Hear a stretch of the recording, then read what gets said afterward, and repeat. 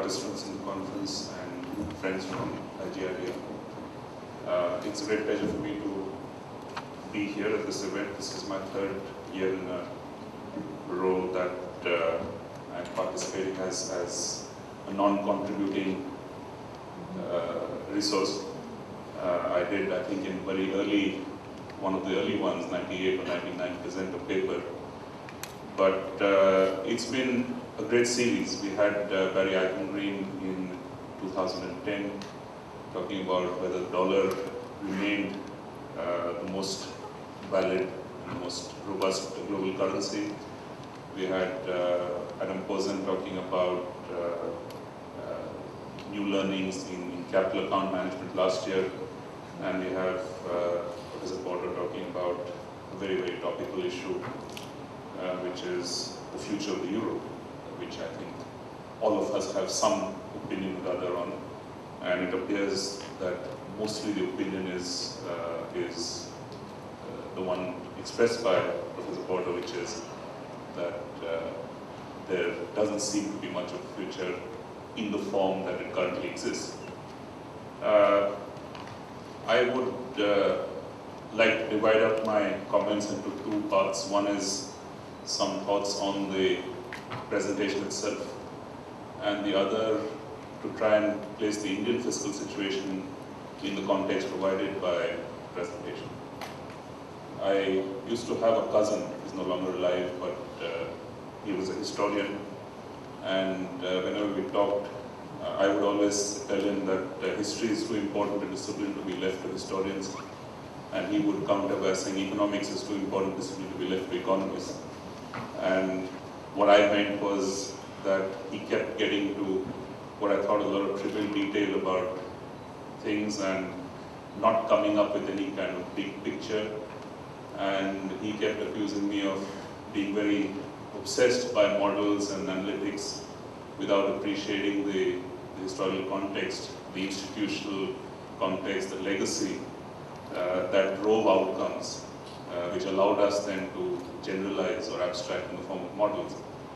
And I think what we heard today was a great blending of the two, because we are all familiar with the theory underlying optimal currency areas of fiscal federalism, all of these concepts that are supported and buttressed by very strong analytical foundations. Now you identify the conditions under which they will work, the conditions under which they will not. But to see how they evolve, to see the kind of both the historical pressures, the institutional innovations, and particularly the decisions at certain points in time to do or not do certain things. And the concrete example here is the decision by the US federal government not to bail out states was perhaps made in a particular context which we no longer remember, but has actually contributed very significantly to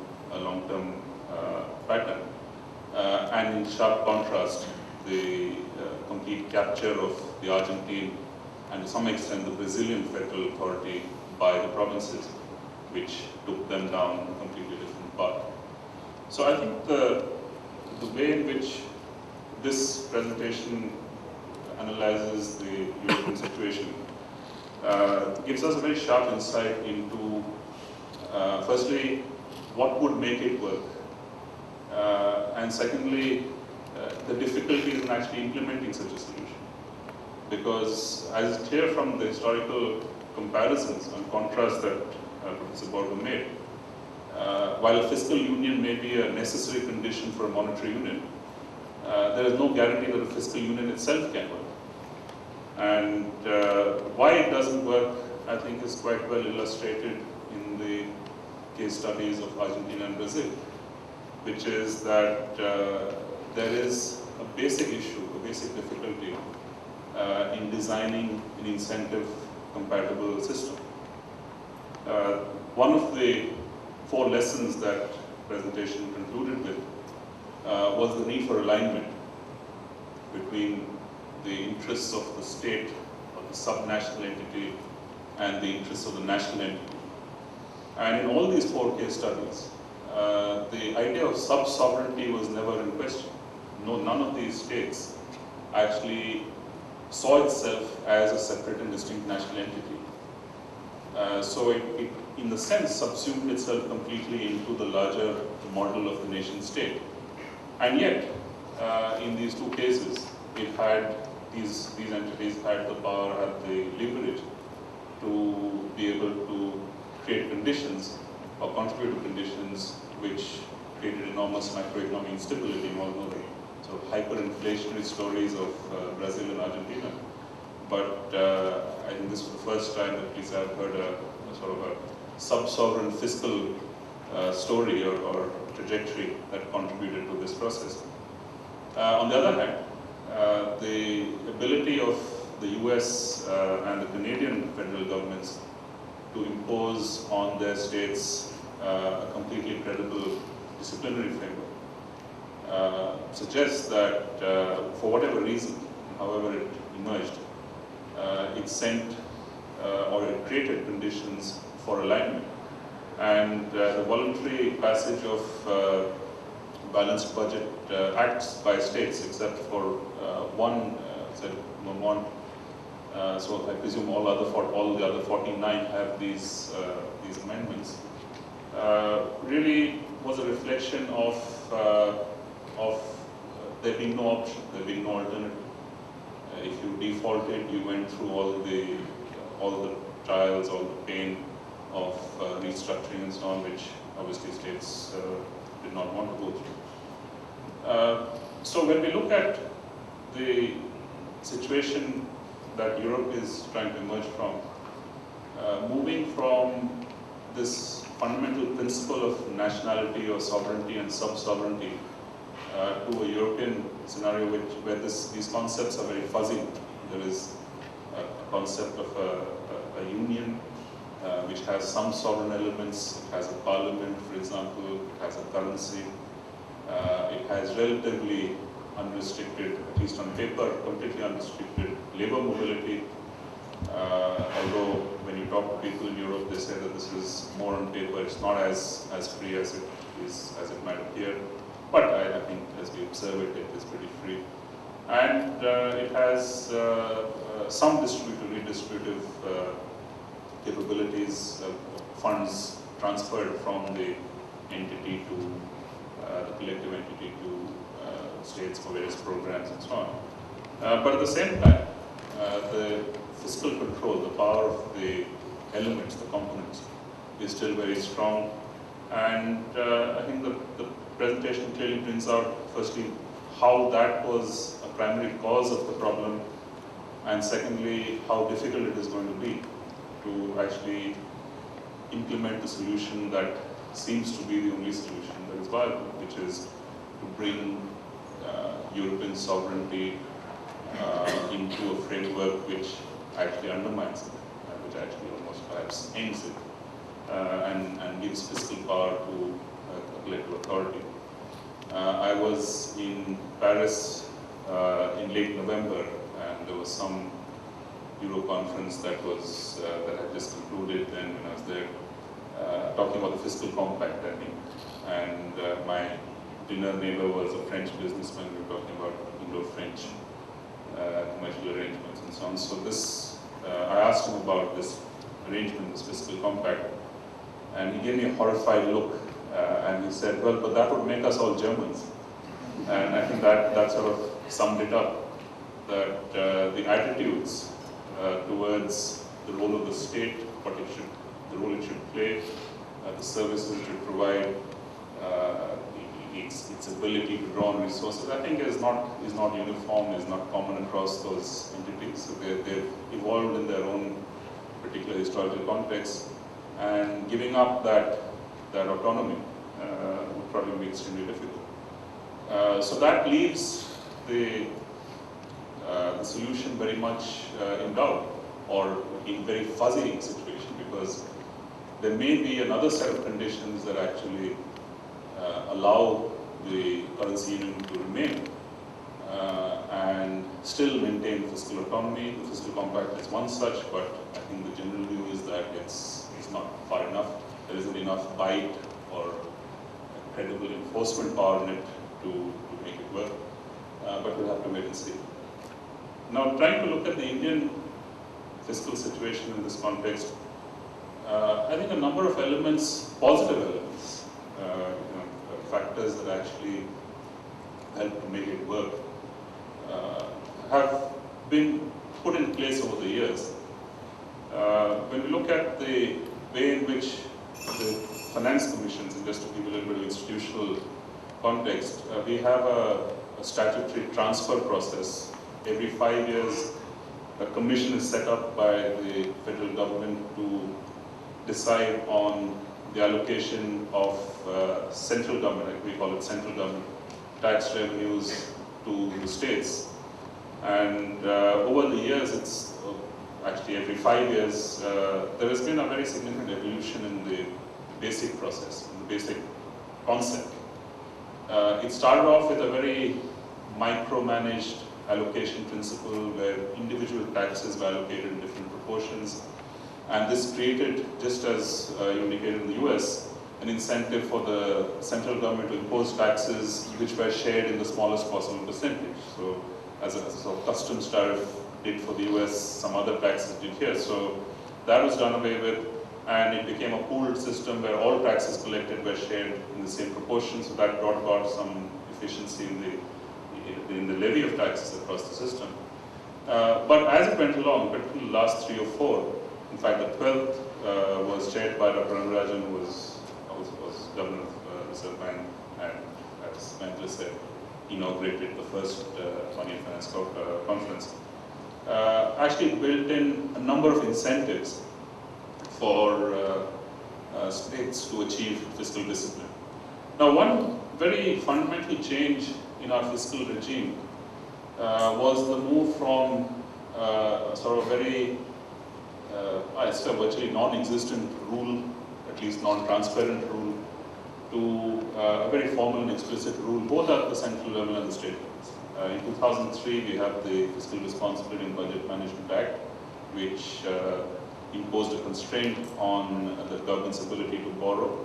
Of course, you didn't know what would happen if they violated that, but it's a matter of faith. And a similar process took place at the state level as well. So, in a sense, we moved from a situation where the fiscal situation or the fiscal condition was completely unpredictable and whimsical, to one in which, as long as governments accepted the rule, there was a certain predictability and certain controllability to it. And I think our experience, particularly important, is that it transited from one regime to the next without any disruption, without any loss of compliance. Was that a rule-based approach worked very well. It worked very well at the central level. We did actually get a deficit down from 6.5% in 2002 to about 2.5% in 2008 when the crisis hit and everything went into a tailspin. But it worked even better at the state level, where as a result of the imposition that states had to enact such legislation, not quite balanced budget but restricted borrowing, that state finances improved dramatically, and the deficit, the aggregate state deficit GDP ratio went down from about 4% of GDP to about 1.5% of GDP over a 5-year period. It was also during this period that states, compelled by this pressure, innovated. And one important, in fact transforming change was the introduction of VAT, in which 16 states, an internal VAT, which 16 states signed on to. And this was incentivized by the central government saying, look, if you lose revenues in the transition, we'll compensate you for a period of 5 years. A budgetary provision was made for that. But in the event, the compensation claimed was actually much smaller than what was provided. And most states saw such buoyancy in revenues that after the second year or so, most of them actually did not make any claims on this fund. So the ability to increase the tax base very quickly through this, it took 7 years to put in place, but once it was in place, the dividends were very, very visible very quick. Suggested that if you put enough pressure on the states, they would respond by trying to make sure they were using their potential tax resources, or potential tax base more and more effectively. We have gotten away from this rule. The rule sunsetted out in 2010, and for the last 2 years we've been operating sort of flying by visual control, if you want to use that metaphor. One of the most important elements of the recent budget is a commitment to return to the rule, and to the extent that much of our current macroeconomic situation is sort of being, shall I say, threatened by this potential fiscal expansion, the unpredictability of our fiscal situation. The commitment to return to rule-based approach, I think, gives a lot of reassurance, presuming that the experience of compliance is persistent, continuing. So overall, I think the lesson from our own experience clearly that there is a sovereign, sub-sovereign distinction and hierarchy that is observed. Nobody challenges that. The center has a role, the states have a role, and there are very significant restrictions on the ability of states to raise resources outside that framework. There is also a built-in disciplining mechanism in terms of rules, and of course we don't know what the consequences of violation are, but that is a different story. But generally there has been a tendency to follow the rule, to comply with the rule. And both of these, I think, create the kind of conditions which we saw more in the US-Canada scenario than we saw in the Brazil-Argentina scenario. But interestingly, when I'm citing a recent study that some of my colleagues did on differentiation, or what explains differences in the borrowing cost of states. And one sort of implication of that analysis was all state debt is apparently implicitly guaranteed by the sovereign. So with or without a formal guarantee, markets perceive state debt as being fully backstopped by the sovereign.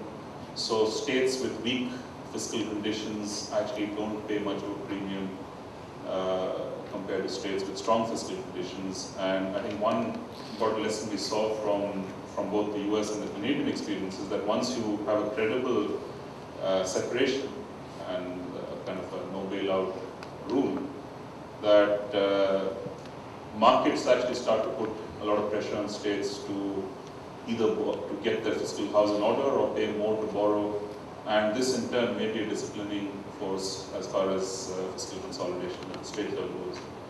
So perhaps that's the next step we have to look at. How do we bring about, in addition to the rule-based and the sort of formal institutional discipline, how do we introduce a larger element of market-related discipline into our fiscal situation? So once again, let me thank you, Michael, for having given us this presentation. Look forward to your next one on Monday. Thank you, Mahendra, for inviting me.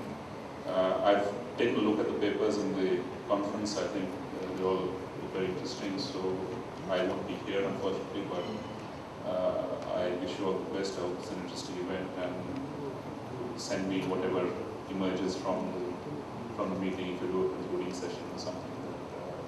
Thank you very much.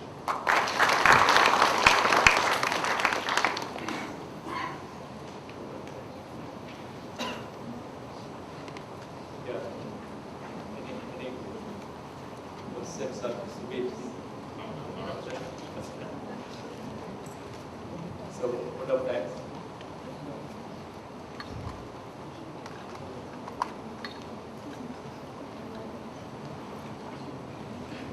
On behalf of IGIDR, it's my pleasure to thank Professor Michael Gordo for delivering an extremely informative and stimulating keynote address on the history of fiscal union, 7 lessons it holds for the Europe and other countries. This will convince both researchers and policymakers to look back to decide on our future.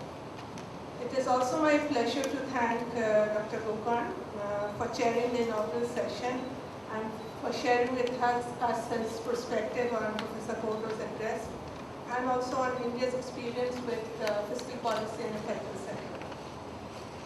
I take this opportunity to thank our director, Mr. Mahendra Dev, for his welcome address and for giving an overview of the Money and Finance Conference to the participants. Finally, I would like to sincerely thank all the participants who have been assembled here for the conference. I hope that these 2 days will provide you with a forum to interact, discuss, and debate topical issues on money and finance. Thank you all very much. And please, we have preponed the lunch to just a few announcements to 12 o'clock. So the lunch will be served outside in the lobby. And we have preponed, therefore, the lunch is for 1 hour, and we've preponed the beginning of the technical sessions from 1:30 to 1. And it would be held in this room itself, right? So we would like to see all of you here for the technical sessions too. Thank you so much.